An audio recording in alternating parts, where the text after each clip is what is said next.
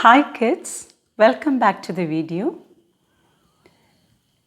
Project Tiger Part 3. In the last video, we discussed that Satyajith Ray wanted to make a film with tiger. Do you remember the name of the film? What is it? Goopy Gaine Bhaga Baine. For this, Ray approached the Bharat Circus manager and the manager was ready to give the tiger for shooting. But Ray raised a question after seeing the tiger. Do you remember what is it? Yes, whether the tiger would perform well if it was set free in the forest without the trainer. If it was seen along with the tiger, Goopy and Bhaga, they were not petrified. So let's read the remaining paragraphs. Paragraph number 12. Mr. Thoret found a solution. I'll tie a wire round the tiger's neck. It will be thin but strong. If the wire was thin enough, perhaps it would remain invisible to the camera. But it was likely that the hair on the tiger's neck would be flattened by the wire, which would give the whole thing away. What if we found a collar made of tiger skin, fixed the wire to this collar and then tied it round the tiger's neck? I said. So, for this question, Thoret found a solution. Thoret's suggestion was to tie a thin, strong wire round the tiger's neck. And Mr. Ray feared that the wire would make the hairs on the tiger's neck flattened. So he thought of a collar made of tiger skin and would fix the wire to this collar and then tied it round the tiger's neck. Para number 13. In a village called Norton Graham, we found a suitable bamboo grove to film the first meeting between Goopy and Bhaga and the appearance of the tiger. Mr. Thoret reached the shooting location with the tiger. There were about 25 people in the location. A few local people took our permission to go with us to watch how we tackled the tiger. So in Norton Graham, they found a suitable bamboo grove. Mr. Thoret reached the shooting location with the tiger. There were about 25 people in the location and it included a few local people too. So they came to watch the shooting. 14th paragraph. The cage on the lorry was covered. When the cover was removed, we were surprised to see not one but two well-fed and robust tigers. I decided to play it safe, Mr. Thoret explained. If one doesn't get it right, we can use the other. So Mr. Thoret brought two tigers instead of one. If one tiger did not perform well, they could use the others. That's why he brought two tigers. Para number 15. We mounted the camera on its tripod and placed it so that it faced the bamboo grove. The audience was instructed to get behind the camera and to stand as far back as possible. We had to stay relatively close to the bamboo grove and Goopy and Bhaga too had to be within yards of the camera, for it was necessary to have at least one shot that showed them together with the tiger. The camera was ready. It was facing the bamboo grove. The audience was asked to stand as far as possible. Satyajith Ray and his team, including Goopy and Bhaga, they stayed close to the bamboo grove. And they wanted to shoot at least one shot with the tiger together with Goopy and Bhaga. Mr. Thoret's men had fixed a 5-foot iron rod to the ground about 30 feet from the area where the tiger was supposed to take a walk. They took a thin, long wire and fixed one end to the collar made of tiger skin that the tiger was already wearing. The other end was tied firmly to the visible portion of the iron rod. The door of one of the cages was unfastened and Mr. Thorett called out to the tiger. It responded almost at once and sprang out of its cage to land on the open space outside. What followed was totally unexpected. One look at Mr. Thorett's startled and helpless face told us that he was as taken aback as the rest of us. Instead of walking sedately in a dignified manner, the tiger started prancing around with tremendous enthusiasm. It leapt, it jumped, it rolled about, dragging its poor trainer who was desperately clutching the wire tied to the tiger's collar in a futile attempt to bring it under control. We stood around foolishly, watching a new and strange kind of circus which we were getting to see for free. The camera was still standing on its 3 legs, staring into the wood, but the tiger was showing no sign of making its way there. What the 16th paragraph says is Mr. Thorett's men had fixed a 5-foot iron rod to the ground. They took a thin, long wire and fixed one end to the collar. The other end was tied to the iron rod. The door of one of the cages was opened and Mr. Thorett called out to the tiger. The tiger sprang up, jumped out of its cage to the open space and started to move very violently. Mr. Thorett was terribly shocked and taken aback with other people. The tiger was let free in the open and it saw a number of people around it and it behaved very unexpectedly, very strangely. It leapt, jumped, rolled about, and even Mr. Thorett couldn't control it. He was dragged by the tiger. Here, Mr. Ray described the situation very humorously by saying that we stood around foolishly watching a new and strange kind of circus which we were getting to see for free. Paragraph number 17. Once the tiger had calmed down, we managed to take the few shots we needed. This should have been the end of the story. But when we returned to Calcutta and looked at the scenes with the tiger, we realized that the camera had failed to work properly. The shots were too dark, so much so that the tiger was merging almost completely with the background of the trees and leaves. We had to shoot the scenes all over again. We spoke to Mr. Thorett and he agreed to give it another go. We found another bamboo grove closer to Calcutta in a village called Boral. The lorry arrived once more with Mr. Thorett, the tiger, the steel wire, the special collar and the iron rod. And with the lorry came the whole village. We told the villagers that they should stand at a distance of 70 feet. No one paid any attention to what they were told. The entire crowd moved as close to the camera as they could. We could not afford to waste any more time explaining and arguing, so we got the camera ready and signaled to Mr. Thorett. So once the tiger had calmed down, they took the needed shots. Ray believed that the shooting was perfect and they returned to Calcutta.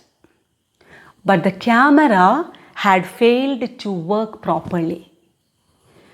As the camera failed, they had to shoot the scene all over again. So Mr. Thorett was asked to give it another go. He agreed. They found another bamboo grove in a village called Boral. And the lorry came with tiger, iron rod, everything repeated, wire, collar, rod. The whole villagers also came to see the shooting. And they were asked to keep a distance, but no one paid any attention. So without wasting time, the shooting began. All the people, they stood very closer to the camera. And in the last paragraph, he opened the door of the cage. The instant the door opened with a clang, our tiger emerged with a loud roar and charged straight at the villagers gathered behind the camera. The crowd, consisting of about 150 people, melted away as if by magic.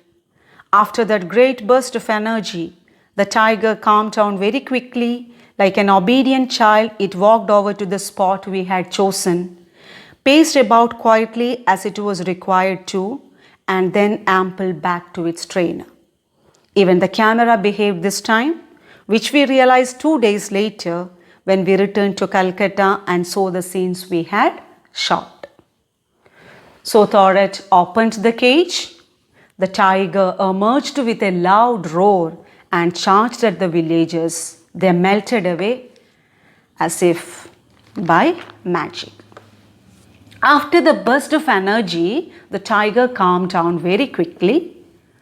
So it walked over to the required spot like an obedient child and moved about quietly for a while and then walked back to the trainer. When Ray returned to Calcutta, he realized that the camera did the role very well and the shooting finally became very successful. Here ends this memoir. So what we understood here is how difficult it is to shoot a film. Yes, when we enjoy watching film in a theater, we would never think of the pain behind the screen. And now I believe that you have got at least some ideas about the things which is happening behind the screen. So let's learn this in Malayalam. Before that, I'll explain the difficult words and meanings. Tackle. It's a verb which means to make an effort to deal with a difficult problem. Robust. The word robust means strong and healthy. Startled. Frightened. Take aback. Shock and surprise. Sedately. Calmly. Slowly. Prance. To move by taking high steps. Clutch. To hold tightly. Futile. Useless. Clang. A loud ringing metallic sound. Emerge. To rise or appear from a hidden place. Ample. To walk slowly in a relaxed way. 12ാമത്തെ പാരഗ്രാഫിൽ നമ്മൾ കാണുന്നത് Satyajit rake ഒരു സംശയം ഉണ്ടായിരുന്നു. കടുവയെ ഒറ്റയ്ക്ക് കാട്ടിലിറക്കി വിട്ടാൽ അത് ശരിയാകുമോ? ട്രെയിനറിൻ്റെ കൂടെ കടുവയെ കണ്ടാൽ ഷൂട്ടിംഗ് ശരിയാവില്ല. അപ്പോൾ മിസ്റ്റർ തോററ്റ് അതിനൊരു പ്രതിവിധി കണ്ടെത്തി. കടുവയുടെ കഴുത്തിൽ ഒരു നേരിയ ബലമുള്ള കമ്പി കെട്ടാം. ക്യാമറയിൽ കാണില്ലായിരിക്കാം, എന്നാൽ കടുവയുടെ കഴുത്തിലെ രോമം ഈ കമ്പി കൊണ്ട് പരന്നു പോകാനുള്ളൊരു സാധ്യതയുണ്ട്. അപ്പോൾ ആളുകൾക്ക് കാര്യം മനസ്സിലാവും. സോ റേ ഒരു കാര്യം തീരുമാനിച്ചു. കടുവത്തോല് കൊണ്ടുള്ള ഒരു കോളർ ഉണ്ടാക്കുക.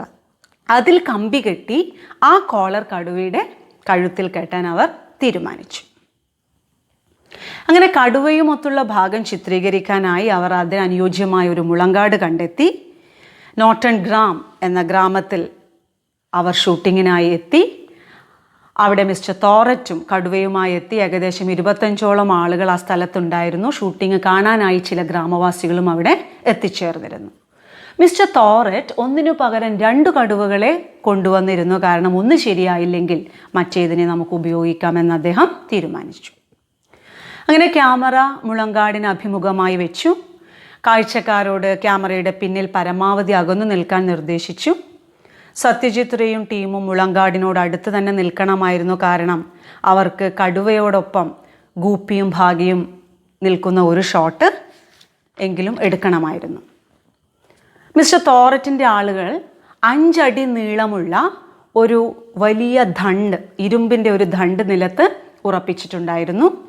അവർ നേരിയ നീളമുള്ള ഒരു കമ്പിയെടുത്ത് അതിൻ്റെ ഒരു അറ്റം കടുവയുടെ നേരത്തെ ഉണ്ടാക്കിയ ആ കോളറിൽ, അത് കടുവയുടെ കഴുത്തിൽ ചുറ്റിയിരിക്കുകയാണ്, അതിൽ ഈ കമ്പി ബന്ധിച്ചു.